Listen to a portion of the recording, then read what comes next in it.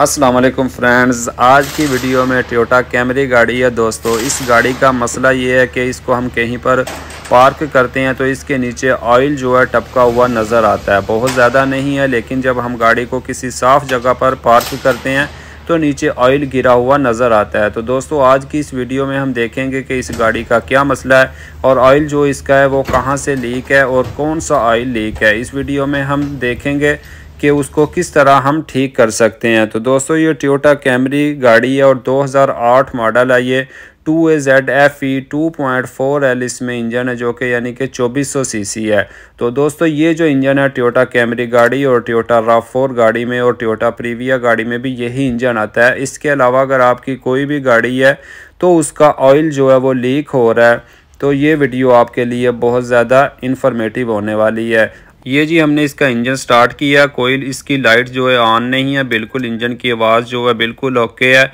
तो अब हम इस गाड़ी को ऊपर उठाएंगे और देखेंगे कि इसमें से कौन सा ऑयल है जो लीक हो रहा है। तो दोस्तों अगर गाड़ी के इंजन का ऑयल कम हो तो उसकी कम होने की वजह सबसे पहले उसकी जो लीकिंग है वही चेक करनी चाहिए कि ऑयल जो है वो कहीं से लीक तो नहीं है।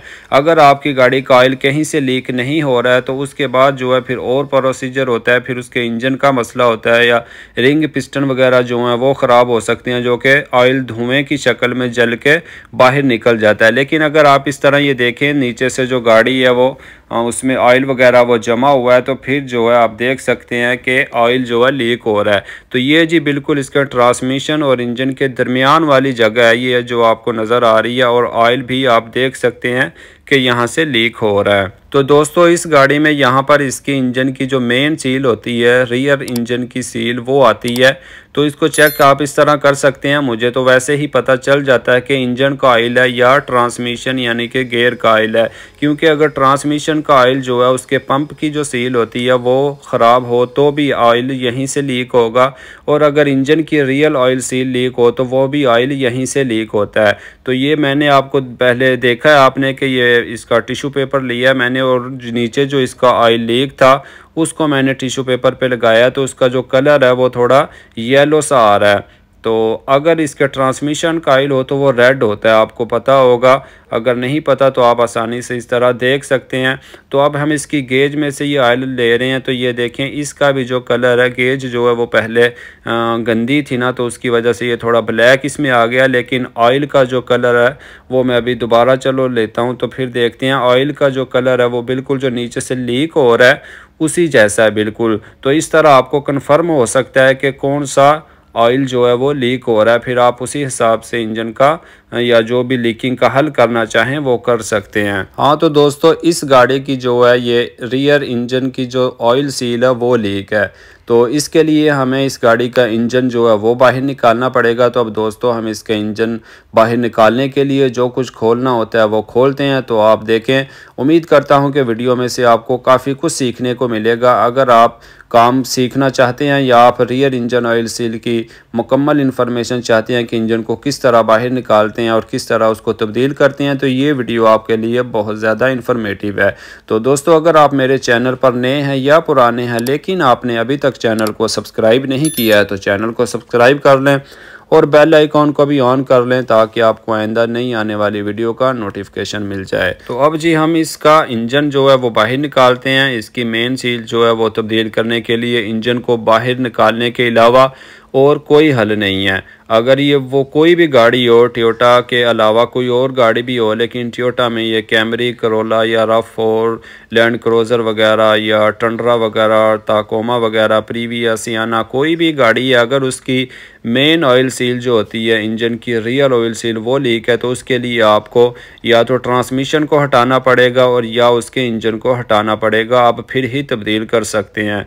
तो दोस्तों इसका जो है इस गाड़ी का वो इंजन निकालना आसान होता है। तो इसके लिए सिर्फ आपको इंजन का जो कूलेंट वाटर है वो जो है ड्रेन करना पड़ेगा। उसको करने के अलावा आपको और कोई चीज़ नहीं उसकी निकालनी पड़ेगी। आप वीडियो में मुकम्मल देखें, आपको बिल्कुल अच्छी तरह से समझ आ जाएगी। हमने सिर्फ इसका जो है कूलेंट वाटर वो निकाला है। तो वो भी हमने इसकी जो कैन है उसमें निकाल लिया, बाद में उसी को वापस डाल लेंगे, कोई मसला नहीं है। तो इंजन ऑयल जो है वो निकालना बिल्कुल ज़रूरी नहीं है। उसके बाद जिसमें ये हाइड्रोलिक जो है पंप इसका आता है, स्टीयरिंग का हाइड्रोलिक पंप, उसका जो ऑयल है वो भी ड्रेन करने की निकालने की बिल्कुल कोई ज़रूरत नहीं है। इसका जो हाइड्रोलिक पंप है उसको हम कंप्लीट ही वहीं से रिमूव कर देंगे और उसी तरह हम उसको वापस लगा देंगे। उसके बाद जिसमें इसका ट्रांसमिशन का ऑयल आता है तो उसको भी ड्रेन करने की बिल्कुल कोई ज़रूरत नहीं है। ट्रांसमिशन को हमने बिल्कुल नहीं छेड़ना है। उसकी जो ड्राइव शाफ्टें हैं वो बिल्कुल अपनी जगह पर ही रहेंगी। ट्रांसमिशन ऑयल का एक कतरा भी जो है वो बाहर नहीं निकलेगा। उम्मीद करता हूँ वीडियो में से आपको काफ़ी कुछ सीखने को मिलेगा अगर आप वीडियो को मुकम्मल देखते हैं। तो ये देख सकते हैं आप, बाकी इसमें से ऊपर से हमने इसका फ़िल्टर हवा वगैरह और इनटेक के जो पाइप वगैरह होती हैं वो सब रिमूव किए हैं। उनको रिमूव करने के बाद जिसका ये फ़ैन है जी, ये हमें हटाना पड़ेगा। इसको हटाने के बाद जिसका जो रेडिएटर है वो भी हमने रिमूव नहीं करना है, वो भी अपनी जगह पर ही रहेगा। क्योंकि मैं जानता हूँ जिन लोगों को नहीं पता है, या मुझे भी जब नहीं पता था, लेकिन ये बहुत पुरानी बात हो चुकी है, तो हम काफ़ी कुछ जो है वो फालतू चीज़ें खोलते थे इस इंजन को बाहर निकालने के लिए। मिसाल के तौर पर पहले जी हम इसका रेडिएटर वगैरह जो है इसको भी रिमूव करते थे, या इसका जो ये सिलेंसर है आगे से इसका मैनीफोल्ड जो है इसको भी रिमूव करते थे तो इस इंजन को बाहर निकालने के लिए। लेकिन अब जो है काफ़ी ऐसी चीज़ें हैं जिनको हम रिमूव नहीं करते हैं और इंजन को आसानी से बाहर निकाल लेते हैं। तो ये इंजन की जी जो वायरिंग है इसको मैं इंजन के साथ ही बाहर निकालता हूं, क्योंकि इसको बाहर ही आप निकाल लें तो आसानी से निकाल सकते हैं।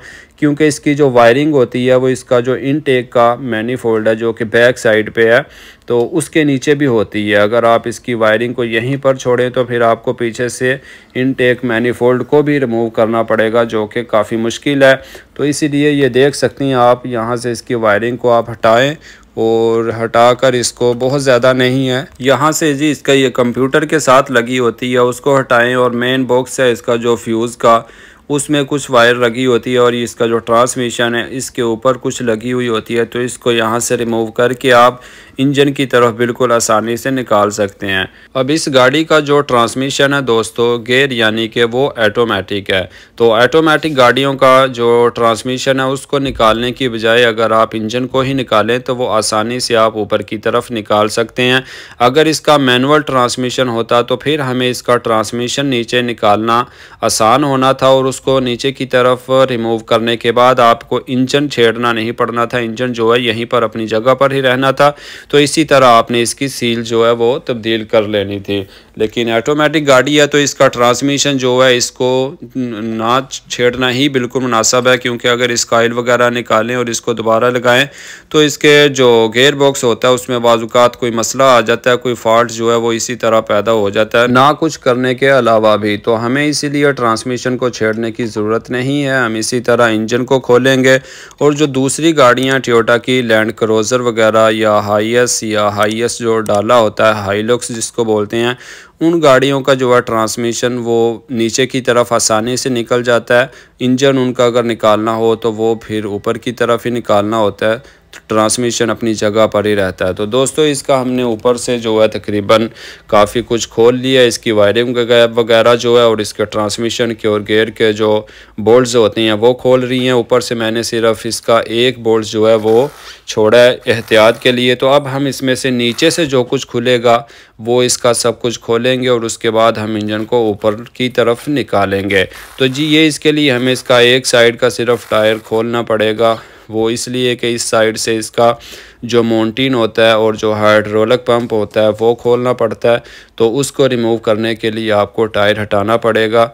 तो अगर आप टायर को नहीं भी हटाते फिर भी इन चीज़ों को खोल सकते हैं, लेकिन इस तरह काम जो है वो करना आसान हो जाएगा और जब बाद में हम जैक लगाएंगे इंजन को निकालने के लिए तो वो भी सही तरह घुस जाएगा।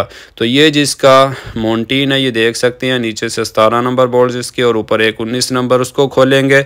उसके बाद ये इसकी ड्राइव शाफ्ट है तो ये इसके बोल्ट्स खोलेंगे हम जो इसके इंजन के साथ अटैच है और ड्राइव शाफ्ट यहीं पे रहेगी। और इसका सिलेंसर है ये देख सकते हैं आप, इसको हर रिमूव करेंगे 14 नंबर बोल्ट्स। और ये नीचे इसके ट्रांसमिशन के और इंजन के बोल्ट्स लगे हुए हैं, 14 नंबर है नीचे की तरफ, सब के सब इन सब को रिमूव करेंगे। और ये एक ऊपर की तरफ होता है, ये भी नीचे से खोलना आसान होता है। उसके बाद जी ये इसके अंदर की तरफ 14 नंबर बोल्ट्स होते हैं, यहाँ के जो इसका टार्क कन्वर्टर होता है ट्रांसमिशन का, उसको फुटबॉल भी बोलते हैं, और फ्लाई व्हील के साथ अटैच होता है, उसके बोल्ट्स जो हैं वो खोलने चाहिए। उनको खोलना बिल्कुल नहीं भूलना चाहिए। वो आप यहाँ से मेन पुली को घुमाकर क्रंक शाफ्ट का ये जो 19 नंबर का बोल्ट्स है यहाँ से घुमाकर उनको रिमूव करते हैं, तो उनको रिमूव ज़रूरी करना चाहिए। अगर आप उनको भूल जाएँ तो फिर जो इसका टार्क कन्वर्टर होता है वो इंजन के साथ ही बाहर निकलेगा, और इस तरह उसकी सील भी डैमेज हो जाएगी और ट्रांसमिशन का ऑयल जो है वो भी बाहर निकल आएगा। तो ये जी हमने नीचे से इसका खोलने के बाद सब कुछ, तो ये इसकी माउंटेन हटाई है। माउंटेन को हटाने के बाद इसका इंजन जो है मैंने डाउन किया है। इंजन डाउन करने के बाद ये आप देख सकते हैं कि इसका जो हाइड्रोलिक पंप है उसके 2 14 नंबर के बोल्ट्स होती हैं, तो उनको आप इस तरह खोल सकते हैं। ये मैंने इंजन को नीचे किया, अगर इंजन ऊपर ही रहता तो फिर यहाँ से इसमें जो है ये टूल्स जो है आप नहीं लगा सकते हैं, रैचर वगैरह यूज़ नहीं कर सकते। तो इस तरह मैंने इसको इंजन को नीचे किया। नीचे करने के बाद यहाँ से देख सकते हैं आप इसका ये रैचर वगैरह जो है आप आसानी से यूज़ करके 14 नंबर के 2 बोल्ट्स खोल के तो इसका जो हाइड्रोलिक पंप है इसको रिमूव कर सकते हैं।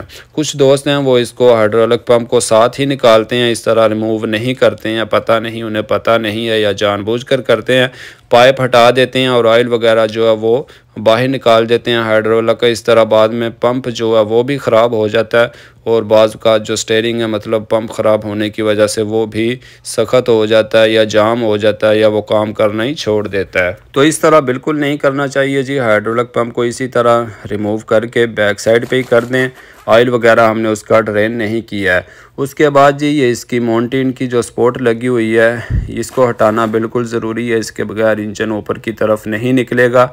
इसको 14 नंबर के 3 बोल्ट्स लगे हुए हैं, इनको आप गन की मदद से आसानी से खोल सकते हैं। तो इनको खोलने के बाद इस साइड से हमारा जो काम है वो भी कंप्लीट हो चुका है। ये देखें मेन पुली जो है इसकी वो साथ ही लगी रहे, कोई मसला नहीं है। हाइड्रोलिक पंप ये आप देख सकते हैं हमारा आसानी से रिमूव हो चुका है, और नीचे से जी इस तरह ये कंप्लीट हो चुका है सब कुछ। ये देखें जो इसकी ड्राइव शाफ्ट है ये इस यहाँ यहीं पर रहेगी, बस हमने इसके जो 14 नंबर के बोल्ट्स हैं वो खोलने हैं, और ये फ्लाई व्हील के बोल्ट्स अंदर से खोल दिए हैं सब के सब, और ट्रांसमिशन के भी सब के सब नीचे से खोल दिए हैं, और सिलेंसर भी बस 14 नंबर के बोल्ट्स खोलें, और जो स्पोर्ट लगी हुई होती है नीचे 12 नंबर बोल्ट्स के साथ वो रिमूव की है। तो इस तरह हमारा नीचे से काम मुकम्मल हो चुका है। ये मैं एहतियात के लिए नीचे रख रहा हूँ कि अब हम नीचे से जो मैंने जैक लगाया हुआ है इसको हटाएंगे तो इंजन बहुत ज़्यादा नीचे ना गिरे। अगर फुल नीचे कर भी दें तो कोई मसला नहीं है, लेकिन मैंने वो सिर्फ एहतियात के लिए रखा है। तो ये जी इसकी ड्राइव शाफ्ट को पीछे से जो उसका स्पोर्ट है उसके अंदर एक लॉक होता है उसको मैं हटा रहा हूँ अब पेचकस की मदद से। तो उसको हटाने के बाद अब हम गाड़ी को नीचे करते हैं और फिर बाकी काम ऊपर से करते हैं। तो दोस्तों उम्मीद करता हूँ आपको वीडियो पसंद आएगी। वीडियो को लाइक करना ना भूलें और कमेंट्स में अपनी राय का इजहार ज़रूर करें। हाँ तो दोस्तों ये जैक आपने देखा है नीचे के रखा है मैंने, ये ट्रांसमिशन के और इंजन जहाँ पर मिलते हैं जो दोनों वहाँ पर ये मैंने नीचे जैक रखा है। तो इसके ऊपर अब ये देखें आप इंजन जो है उसके ऊपर वज़न उसका डाला है मैंने। अब इंजन जो है हमारा ऊपर उठ गया है और वो जैक जो है ट्रांसमिशन के नीचे लगा हुआ है। तो अब इंजन जो हमारा फ्री हो चुका है इस तरह से। अब हम इसके जो दूसरे बोल्ट्स हैं राइट साइड वाले उनको खोलने से पहले इंजन को ऊपर से पकड़ने के लिए जो हम बेल्ट्स या आप चैन यूज़ करते हैं जो कुछ भी वो आप यूज़ करें। ये देखें इसमें स्पेशल जगह बनी हुई होती है इस चीज़ को लगाने के लिए। 14 नंबर के बोल्ट्स लगते हैं इसमें। ये राइट साइड पे भी इसमें जगह है और लेफ़्ट साइड पे भी है। तो यहाँ पर जी इसको अच्छी तरह से बांधना चाहिए। इस बात का रिस्क नहीं लेना चाहिए कि आप कोई भी चीज़ बांध लें और उसे उठाने लग जाएं। इस तरह का रिस्क नहीं लेना चाहिए। इस तरह कोई जानी नुकसान भी हो सकता है, आप ज़ख्मी भी हो सकते हैं और जो चीज़ टूटेगी नुकसान होगा वो अलहदा है। अगर इंजन वगैरह गिर जाए चैन वगैरह टूट जाए तो ये हमने स्पोर्ट जो है इसको लगा दी है लेफ़्ट साइड पे। और ये इसके लिए जी बेल्ट है, ये बेल्ट मैं यूज़ करता हूँ इसके लिए। ये बेल्ट बहुत मज़बूत है। V8 इंजन को भी इसी की मदद से मैं बाहर निकालता हूँ, ये इंस्टॉल करता हूँ।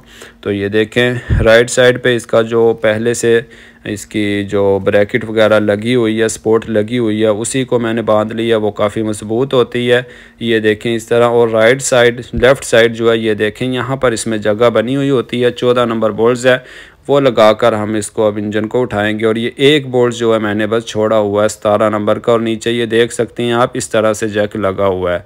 अच्छी तरह से लगाना चाहिए कि सही अपनी जगह पर बैठा हुआ हो जैक। तो उसके बाद जी अब हम इसके इंजन को उठाने के लिए ये जैक इस्तेमाल करते हैं दूसरा। तो इसकी मदद से अब हम इसको आसानी से बाहर निकालेंगे इंशाल्लाह। तो ये देखें जी अब हमने इंजन को उठा लिया है और अब इंजन जो है जैक की मदद से है। तो अब इसका जो हमने एक बोल्ट छोड़ा हुआ था 17 नंबर का, अब हम उसको रिमूव कर देते हैं। और उसको रिमूव करने के बाद इंशाल्लाह इंजन हम बाहर निकालेंगे।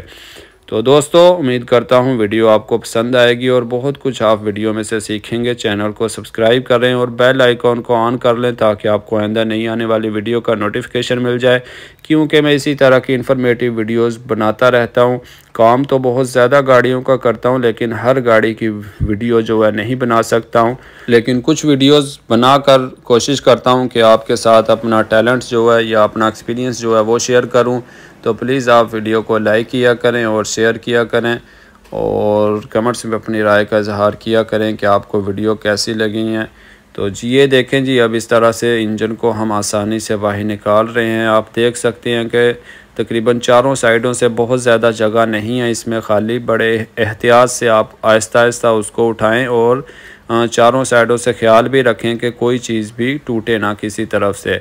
तो देख सकते हैं आप इसका हमने ना सिलेंसर खोला है एग्जॉस्ट मैनिफोल्ड, और ना ही इसका इंटेक मैनिफोल्ड खोला है, और ना ही फ्रंट साइड से इसकी कोई चीज़ हटाई है हमने, रेडिएटर वगैरह या ऊपर जो कवर लगा हुआ होता है इसका स्पोर्ट रेडिएटर की कोई चीज़ नहीं खोली है दोस्तों हमने।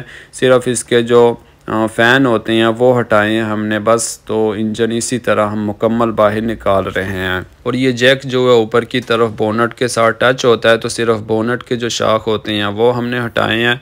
तो उनको हटाकर आप कोई लंबी चीज़ लगा लें तो वो दूर हो चुका है। तो उसको जी दूर करने के बाद ये देखें इंजन हमारा बड़े ही पूरे हिसाब से निकलता है, मतलब बहुत ज़्यादा स्पेस नहीं है आगे और पीछे इस तरह। तो ये देखें बड़े ख्याल से निकालना होता है पीछे से, अगर इसके वाइपर वगैरह या स्क्रीन जो है वो भी डैमेज ना हो बड़े ध्यान से। तो दोस्तों ये देखें इंजन हमारा इस तरह से बाहर आ चुका है।